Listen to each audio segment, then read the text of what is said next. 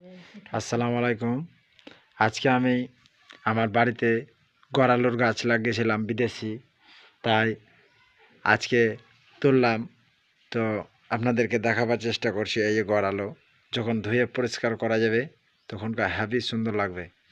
সেটা এখন আমি এক বছর হলো লাগিয়েছিলাম। তো এই যে দেখুন, সেই গাছে কুমড়া সুদ্ধা হয়েছে। গাছে অনেক অনেক দিন হয়ে গেল, তো 2 বছর হয়ে গেল। তো এটা কিন্তু আলু আলাদা, এটা শুধু পরিষ্কার করে খেতে হবে। যেমন করে আপনারা কুমড়া তাও হয় তো কুমড়া তাও হয় এই গাছে, এ গাছে, উপরে কুমড়া হয় আর মানে তলে আলু। নিচে আলু। আচ্ছা, এই যে দেখার চেষ্টা করছি। আজকে মনে হচ্ছে যে 10 কেজি হবে, 10 কেজির ওপরে হবে। দিয়ে উঠিয়ে আজকে এই যে এই দেখুন, এটা জ্বর যায় তো। এটা জ্বর।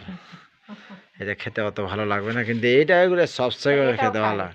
এটাও খাই, এটা তুলে এটাও ও, খাই। এটা এ গাছ আমরা এ গাছের আজকে লাগাইলাম। এই আলু তোলার পরে আমি এই যে এটা লাগালাম।